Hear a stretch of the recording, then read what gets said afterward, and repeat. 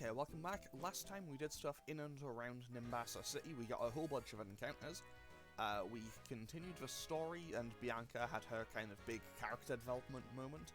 And then we met N again, who basically revealed to us that he's the king of Team Plasma, but basically, and also showed his grand plan to be like, I'm going to befriend the legendary dragon Pokemon, and have everyone basically just release their Pokemon. So, quickly, let's grab this fresh water, and I want to quickly grab this, just to get to their words, just to get through here, because, well, we need to get to the next area, obviously, because this entire gym is a roller coaster. And also, I need to show my new team, because I did a little bit of training. So, first up, we have Sandile being added to the team, currently level 26. It'll learn Crunch at level 28 and evolve at level 29. I taught it Dig via TM because it would normally learn at some point in the early level 30s, and honestly, I just wanted a good ground stab move. So it currently has Dig, Sand Tomb, Assurance, and Swagger. We have our Bulldog, who hasn't changed, we have our Zeb Striker, who hasn't changed, and we have our Duart, who also hasn't changed. We also have Gothita, who I added to the team, currently level 26, will evolve at 32, and its moveset isn't amazing, but honestly, I'm okay with it for now. But obviously, it will improve as we go on. And finally, we also have Darumaka, who is on the team, but I'm gonna probably use it very sparingly just for now, because it's still very frail. Hustle means it's still very frail. Hustle means it'll take a lot of damage, and also, well, it's very frail, so it'll take a lot of damage, and Hustle means it basically just won't hit as often, so that's kind of a worry. So I'm swapping to Bulldog to lead here, because I know that all of the girls in this gym lead with Mulga. Basically, there are 4 trainers in this gym before we will reach the gym leader. Two of them, there's 2 boys and 2 girls. The 2 girls will both have a Mulga on their team, and the 2 boys will both have Blitzels. And basically, that's how this works, and that did too much damage. And that also didn't kill the Emolga, so that's actually kind of scary. So basically, I know that there's 2 Emolga, basically there's a trainer with 2 Emolgas, a trainer with 1 Emolga, a trainer with 2 Blitzels, and a trainer with 1 Blitzel. So pretty much, I have to beat 6 Pokemon to actually reach the gym leader. And I already hit this Emolga with Smackdown, why am I not going for a ground move? Either way, we managed to bring down the first Emolga. So, pretty much, if I know in advance who I'm fighting, I can just swap between Sandile and Bulldog to kind of just, get a convenient opening in. However, hopefully this thing won't just spam. If this thing just spams double team, we could be here all day. Because I obviously don't have any other real way around something that's spamming a double team. Because I don't have access to Swift or Aerial Ace or anything. Not that I would really want to use Aerial Ace in this scenario, but, honestly, I'm suddenly really wishing that Sandile would have learned Feint Attack and not Assurance. Either way, I think we do eventually win this, assuming we can actually land a hit on this Emolga. So yeah, Double Team, forever reminding us that evasion hacks are not fun to deal with. Because this has certainly taken a sweet time. Because, well, I don't even know how many it's at now. I think it's at +3 or +4. And, yeah, I just can't hit this thing. I do have Feint Attack on my Gothita, but honestly, I don't think it would do all that much damage, and also the Emolga has Pursuit, so I feel like that would be pretty bad for me. So yeah, I'm not too happy about that. Okay, I'm gonna swap out, because, well, I can't actually do anything with Sandile anymore. So I'll go to Ixion just for safety. Okay, Pursuit won't do all that much damage, even if it crits. Well, it didn't crit, but that's fine. We can't use Spark right now, however, because Emolga, much like our Zeb Striker itself, will have Motor Drive. But hey, we finally landed a hit, and that did no damage. And Wait. That means, okay, it having static, it means I can use Spark. I'm gonna run back and heal right after this first battle, though, because apparently this one Emolga wanted to deliver an express shipment of the hand. However, on the plus side, I am now realizing I am now realizing one very nice, one very beneficial thing. Well, one, we got a ton of money out of that. And two, what was it? I have completely lost my train of thought on what that was.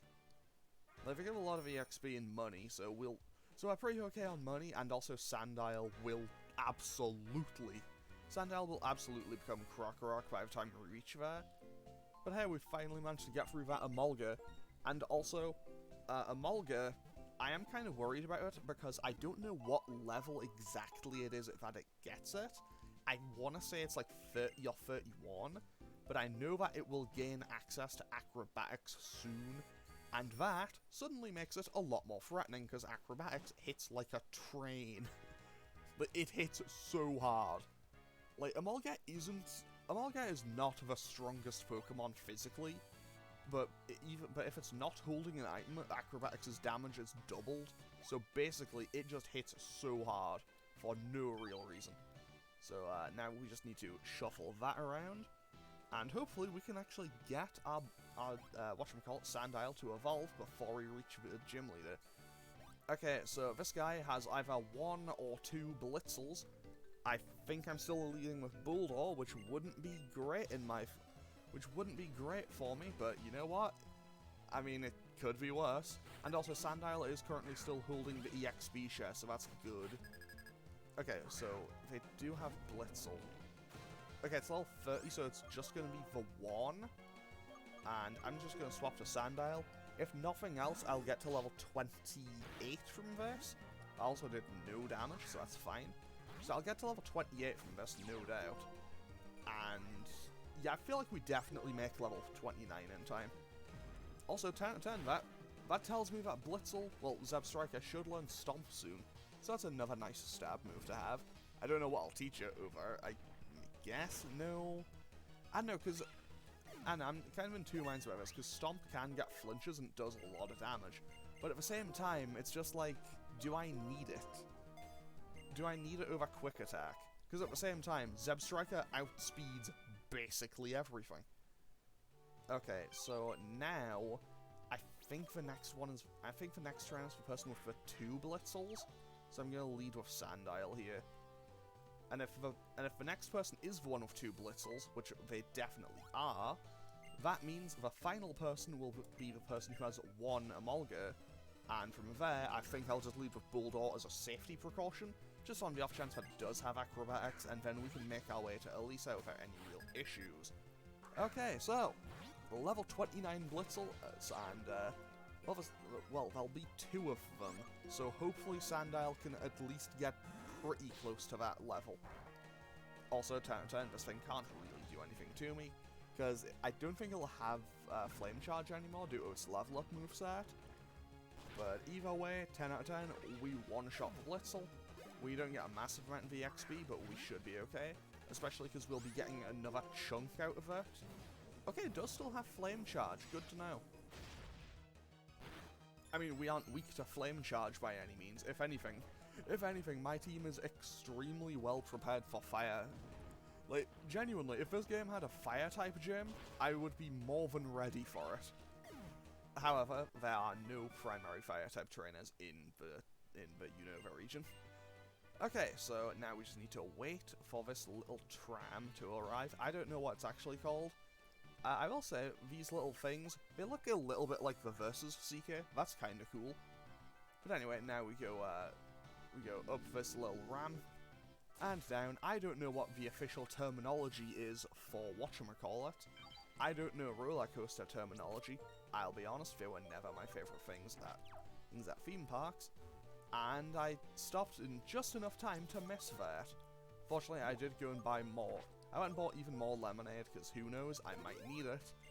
And I'm just going to heal up everyone, and hopefully, by leading with Sandile, it should get enough EXP just in time to evolve. Because I know that after this, we definitely have the fight with Elesa. Yeah, if you don't beat me, you won't get to meet Miss Elesa. So yes, this is the last person before the gym leader himself, and that means they will have 1 Emolga. And I'm just going to swap out immediately because Sandile is still made of paper, and I don't actually know... Like, I don't know if this thing has acrobatics, but if it does, it might kill me in one hit. And also, I'd still... Actually, you know what? It's at -1, even if it has it. Okay, double team doesn't tell me anything, but I am still kind of scared of the idea that it has it. But on the plus side, we do a nice... Actually, one more crunch will just knock this thing out. Okay, confirmed, it does have acrobatics, and that did too much damage. But hey, we did manage to knock that out, and Sandile does go up to level 29 just in time for the gym battle, so it has hit our level cap, but that is perfectly fine because we are now up to the gym leader, and we now get Rock. So, Sandile wasn't on the team very long, but it's, you know, it now stands up, gets even cooler, and becomes Rock. Big fan of Rock. It is a pretty cool Pokemon. And it becomes even cooler when it evolves again into Crocodile, which will happen at roughly level 40, I think. And now we just hop back in here, we go through the loop, and arrive at our final destination. So, now the question is, how do I approach this? What I think I'm going to do is I'm going to heal first, obviously. Now, I am going to... I'll put the soft sand on Rock, I think. And... who do I have the Eviolite on? No one. I'll put the Eviolite on... I'll put the Eviolite on Bulldog. And then I'll put the Amulet coin on Zebstrika, I guess. Because those three are going to be the stars of the show here. Okay, so let's quickly lead with Bulldog, because I know she leads with her 2 Emolgas. Okay, did a fantastic speed leave you dizzy? My beloved Pokemon will be the next one to make your head spin. Okay, good to know. And also, I remember the first time I played this, the fact that the gym leader in the electric type gym had 2-part flying types just infuriated me. I firmly believe this is maybe the hardest fight in the game, if you aren't fully prepared for it. Then again, I also, you know, Clay turns up right after this, so who knows. Okay, Volt Switch is going to be an issue. Okay, there's a little under half, and she goes out to her other Emolga. So if Rock Blast could kill here, that would be huge. Okay, if I land 3... No, of course we only land 2. Why would I ever land 4? And... okay, Volt switches again, so we should manage to take this hit again. Because assumably they have the same stats. Does she just go back to the other one? Yes, she does. Interesting. An interesting play. Okay, so we land 3. And, okay, she'll heal now. She'll heal so I can go for another Rock Blast. And hopefully knock out this Emolga. Come on, Bulldog. High roll for 3 or just hit 4. Can I? Okay, there we go. 10 out of 10, we managed to get rid of 1. Now the question... now comes a second question. Can I swap out safely? Because it will have Pursuit. Now the question is, does it know I have Pursuit? Now the question is, will it go for Pursuit? I'm just going to risk it and try to swap out. Okay, we do that safely. Hopefully it goes for an electric move. And does it go for an electric move? It does. It goes for the Volt Switch, which means we are now open to just use Crunch. We should just eat the Aerial Ace. That did a lot more damage than I would like. Stomp could be a bit of a problem. But I think we're pretty okay here. In comes Zebstrika as her Ace, which is level 32. Normally it would be like level 27. So now I'm just going to go for Dig. Okay, went for Quick Attack. But honestly, I think a super effective stab Dig here should finish off the Zebstrika in a single hit. And if not, I might be a little bit... Okay, it didn't kill, but we should be in a pretty good spot. Okay, she heals again. I should have gone for Sand Tomb. I should have gone for Sand Tomb for a potential residual damage. But we're safe this turn. We won't take any more damage. Dig hits, and hopefully just one-shots. High roll this time, maybe? No, but it does knock it back into the red, so I'll just go for Crunch. Quick Attack, we take that. Barely. But we land for Crunch, finish off the Zebstrika with a completely unnecessary crit, and we win our 4th gym badge. 10 out of 10. Great work from Krokorok and Bulldog. Everyone else didn't need to do anything. So I will call that a massive success. And with that, we now get badge number 4. So we now have the Bolt badge. This increases our level cap up to, I think it's like 34? I'll have to double check, but I think it's 34. I'll update it on screen in the next episode. And we also get the TM for Volt Switch. Volt Switch is incredibly helpful, because it's basically it's an electric type special U-turn, and also basically now she's saying, hey, I'll make it, basically, words? I am bad at the English language today. Basically, she says that, hey, you want to go to Driftvale City? I'll make it so you can actually go across the Driftvale, the Driftvale Drawbridge. That's the words I'm looking for. Okay, and also, we have another gym battle not another gym battle, but we'll have another rival fight quite literally right now. Well, as soon as we try to leave onto Route 5. So now the question becomes, what do I lead with to fight Sharon? I know that he'll lead with his Lipard now. Like, he leads with his Lipard from now on, and so you can just go for Fake Out turn 1, so that's a little bit inconvenient. But other than that, I think we're good. So, now, what do I lead with? Obviously, I want to keep Darumaka. Darumaka might honestly be able to just one-shot the Servine, so that could be pretty big. I mean, whatever I go for, it's just going to get hit with Fake Out straight away, I know that for certain. Actually, what if I take the Eviolite and just give it to Darumaka for now? Because it's kind of frail, and it evolves at level 35, so even if... So I still need it alive even after the next gym. I don't know, I still definitely need to look into a better, another better solution, basically, to deal with potential grass types. I mean, obviously, once Darmanitan once Darumaka evolves into Darmanitan, that's the problem solved. Okay, so as soon as I pass this sign, I think Sharon jumps me. So, I'm going to lead with Krokorok, I think. I don't have anything that can't get flinched, though, so that's inconvenient. Okay. Stop. We've both got 4 badges, so let's test who's stronger. Yep, and after this, we won't fight Sharon for another 2 badges. So pretty much, we'll beat him this time, then after we get our 5th badge, we fight Bianca again, and then we fight Sharon again after we get the Jet badge. So that's just after we beat... yeah. The next time we fight Sharon after this is just after we beat Skylar. Okay, we get hit with the Fake Out, just as I expected. And now the question is, do I outspeed? No, I do not, and it is going for Hone Claws. Okay, so we go for Dig, so we won't take a hit this turn, and because it can't really do anything to me. And, well, Lipard is kind of frail. We might manage to one-shot here. Not quite. Okay, that's not ideal. I'll just go for Dig again. Okay, goes for Torment. I don't know how this interacts now. Okay, 10 out of 10. Now I know how Torment works. I'll be honest, it's one of those moves that I always...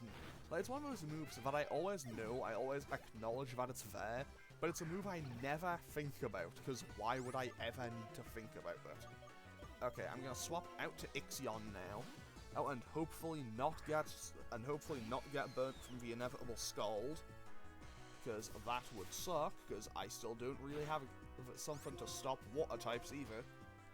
Okay, so now Spark probably just one-shot. Like, okay, 10 out of 10, there we go. In comes his... Oh no, he goes for Servine next. I think I can... Okay, I'm gonna Thunder Wave him. I'm gonna Thunder Wave him just for certainty, because now... Well, now he's slower. Everything should outspeed. So, now I will take a little bit of damage from the Leech Seed this turn. And I'll swap out to Darumaka, and hopefully we can just one-shot him with Fire Punch. Like, Hustle boosted Fire Punch, Darumaka will hit pretty hard. Okay, we only took 12 damage from that, but our accuracy lowers even further, so that kinda sucks. But we still land the Fire Punch, so that's huge. And that nearly one-shots, and it heals up a bit with its Citrus Berry. And, okay, gets another Leech Seed up. But honestly, now I'm no longer worried. My worry about this fight is now completely alleviated. Honestly, I'm just gonna risk it and go for another Fire Punch. 10 out of 10, through one accuracy drop and hustle, just landing back-to-back hits. Honestly, Darumaka suddenly coming in very handy. Do I want to get Thrash? I'll take it over Fire Fang, because I'll probably never use it again. But honestly, I'm probably not going to use Thrash either. And his last Pokemon is Tranquil. So, just to be 100% guaranteed in my victory, let's just swap out to Bulldor. And then we can be on our way, because, well, he isn't going to do anything to stop this Bulldor with, you know, he doesn't have Steel Wing, he doesn't have, like, Focus Blast or anything. He's not a Staraptor, he can't just hit me with close combat or anything. So, with that, there goes his last Pokemon, and with that, we successfully managed to beat Sharon without any losses. So that went better than last time. Why can't I beat you? So, here's Elesa again. Oh, you two are friends. That's nice, yeah. That's nice how you're helping each other to get better by competing. Okay, let's go. And now we get introduced to another major character. Oh, well, if it isn't Elesa, you can tell that he's important because he has his own theme music. Aren't festivals grand? Life should be enjoyed. Who is this guy? This is Alda, the Unova region's champion. Sharon immediately just wondering, so why is the champion goofing off in a place like this? I heard that remark. You're quite a judgmental young man, aren't you? My name is Alda. I'm the Unova Pokemon League's champion. Pleased to make your acquaintance. For your information, I'm not goofing off. I'm on a voyage. I know every corner of Unova. I'm Sharon from Nuvema Town. My goal as a trainer is to become champion. Traveling with a goal in mind is a commendable thing. And what do you plan to do after becoming the champion? What else is that other than striving to become stronger? The strongest trainer, that's the champion. Becoming stronger. Becoming stronger, you say? Is that alone enough of a goal? It's not that I'm trying to say your way of thinking is wrong, but in my travels I've helped many people learn to love Pokemon. I think that's important too. If you play with those children, you might gain more of an understanding. Will you two have a Pokemon battle with those two? Hey, you two, come here for a second. So basically, the champion just goes, hey, these two kids fight these two teenagers. Yeah, have a Pokemon battle with them. Why? Because I said so. And, okay, 2 Herdiers, so we are pretty okay for both level 31. Okay, that is quite a jump, actually. I say that, but Krokorok is about to hit level 31. Fortunately, my new level cap is 34, but I'll note that, I'll change it in the next episode. And I'm absolutely swapping out right now, because Krokorok's attack stat has just been cut in half. Okay, so let's just go straight out to our Bulldor. So, yeah, let's just do that, because obviously we wouldn't be hitting very hard at all otherwise. Okay, so, Pursuit hits for absolutely nothing, and one of those Herdiers is going for Worker. So that, to me, means I'm gonna focus down that one. Also, 10 out of 10, in the event that I lose Bulldor, or Gigalith, if it manages to become Gigalith, I will probably just run back to Nakarine City and revive that fossil straight away, because honestly, I would love to have an Archeops on the team. Like, I say that because, well, I think I mentioned it in the previous episode, Archeops is my favorite fossil Pokemon, and I would love to be able to use one in a playthrough. Especially because, you know, this is the first time I would have had the chance to. Like, at least in a recorded one. I've used both Archeops and Caracosta and Nuzlocke before. I've found both of them to be very handy. Because, like, you can get Solid Rock or Sturdy with Caracosta. So basically, that just guarantees you a Shell Smash in pretty much any scenario. Oh, and from there, you're pretty much just gonna sweep things a lot of the time. And then, obviously, Archeops hits like an absolute train. You don't need to worry about Defeatist when nothing hits you. Like, if you just knock everything out in one hit, why do you need to worry about your health going down? And it's not like it gets Brave Bird or anything to have to worry about that. Okay, it heals with Citrus, but now... Okay, I'm gonna have to swap out here. So I might as well just go to Ixion. So, you know, sometimes we just gotta think with the money. Thinking with the money. So now, because basically we sent in our amulet coin holder, and the Liepard gets roared out into Servine. No, into his Panpaw. Doesn't really make a difference. I'm just gonna land Spark and finish the fight off here anyway. Watch as this doesn't kill now. Okay, Ixion does more damage than I was giving him credit for. Okay, so with that, we managed to defeat both of these preschoolers and earn no money, but then again, we did literally just fight some children, so I can't really be too surprised. Nicely done. You didn't win, but that was a good battle. Your Pokemon looked like they were having fun. And, young man, if there are people who like you, who pursue strength, if there are also people who are just happy being with Pokemon, and there are many different people and there's many different answers. When it comes to what a champion should be, you and I may hold differing views, but so be it. Give it some thought. Okay, let's roll. The drill drawbridge is just ahead. And I messed up saying that like 3 times. The champion's the strongest of the strong. That's all there is to it. And that basically sets up the start of Sharon's character development. Of just like, what does he want to do? Which eventually, much like Bianca, he will find his answer. And, well, we'll see that in Black and White 2, where he actually becomes the first gym leader. And he also becomes a teacher at the trainer school in... no? Oh, what's it called? In Aspertia City. I don't know how it's actually pronounced, but it's the starting town in Black and White 2. Which, honestly, you don't see in this game, because if I bring up the town map real quick... because it is located over here. Same with Flockacy Town and Verbank City. So basically, Western Unova never gets properly explored in this game. You know, much like Southern Kalos, Game Freak. I haven't forgotten about Southern Kalos. So yeah, I would still like to see X and Y too.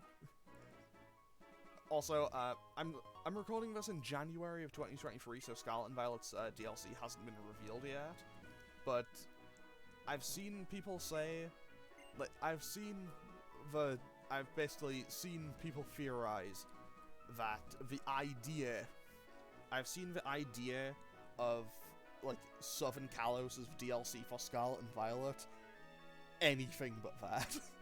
Okay, so now I can actually move on with the game. This way, now to contact him. So now, Elesa just makes a call to Clay, who is the gym leader in the next town over. That's me, Elesa. Please lower the drawbridge. I have a couple of trainers here who want to challenge you. Okay? Thanks. Now watch this. Fun fact, this bridge is colloquially known in Unova as the Charizard Bridge. I don't remember why, but I do know that it's referred to as the Charizard Bridge. Which, to be fair, kind of a cool name, not gonna lie. I have a TV gig, so I've gotta go. The gym leader of the next town may take some getting used to. So, do your best, both of you. So, yeah, the next gym leader is gonna be kind of a fun one. What I am is a trainer. I prove I'm right by getting stronger and winning in battle, even against the champion. Okay, Sharon. Have fun. See you in the next town over, I guess. Okay, so now we have the drawbridge.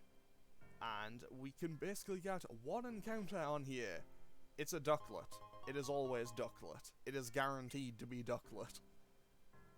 And since that is a guaranteed encounter, and I know it's a water type, I don't know why I did that. I was halfway through starting to say, I'm gonna skip it and come back later so I have another water type to come back and get in the event that I lose my Duart. But then I just ran back and picked it up anyway. Anyway, whatever. We're gonna catch this Ducklet. It's probably not gonna go on the team, but you know what? I'm not gonna be too disappointed. Because, honestly, actually, have I used a Swanna before? I think I have. Swanna is okay. And also it gets Scald, and Scald is really good in this game. Especially, I mean, Scald is really good until Gen 8. I think they've removed it in Gen 9. And, you know, that's pretty bad for it. And that is a fair bit of damage, so I'm going to swap out to Duart. Gonna swap out to Duart, and then hopefully just catch this Duckler, and then we can make our way through, and then we can end off today's episode when we arrive in Driftvale. Okay, it goes for Bubble Beam, so this thing probably has like Bubble Beam, Aqua Ring, I think it probably has Aerial Ace at this level, or at least it learns it very soon. I know it does naturally get Aerial Ace, and then, I don't know, it probably gets Feather Dance at some level. I think it naturally learns Hydro Pump at like level 58 or something. I know it gets Hydro Pump eventually. But anyway, with that, we catch the Ducklet, and, well, let's just skip the naming process, because I'm pretty good at skipping the naming process, and just get right on into Driftvale City. And even if you haven't played this game before, you've probably heard its music, because, hoo boy, did it become the Gen 5 meme theme. Probably because it's an absolute banger. Okay, that guy says the exact same thing. Yeah, we call it the Charizard Bridge due to its elegant form. 10 out of 10, even in the game where it's like everything is new, we've got to see Kanto. Anyway, another nice little bridge on the way into town, and here's Clay. So you're as Elesa I was talking about, huh? I'm Clay, I'm the gym leader around these parts. Don't be expecting no welcome now, because when we lured that bridge, the Team Plasma guy, as we call it, done escaped and all the ruckus. What a bother. We're grateful that you lured the bridge, but how's it our fault that they escaped? You can say whatever you want, but what's important is y'all showed up and then Team Plasma escaped. Maybe it's a little heavy-handed, but y'all are looking for Team Plasma too. You're both talented trainers, aren't you? Tell you what, if you find Team Plasma, I'll let you challenge my gym. Life's all about give and take. Well, I suppose that's fair, but really, if we would have looked for Team Plasma even if he hadn't asked, I can get stronger well beating that bother some bunch. So I'll go on ahead. Okay, thanks Sharon, later. And now, people will complain about the cold pretty regularly in the next episode. Because, hoo boy, people love to complain about the cold after they go into a place called cold storage. But we'll be seeing that in the next episode. And actually, we might be fighting the next gym leader in the next episode as well. Like, I might have to make a cut midway through that episode to do some grinding. But for now, I'm going to save. I'm going to save the game and end off today's episode here. So feel free to leave a comment or click any of the buttons below if you feel so inclined. And I will hopefully see you all in the next one, where we'll be challenging Clay for, I think it's the Quick badge. So yeah, hopefully I'll see you all for that next time. Okay, thanks for watching. Later.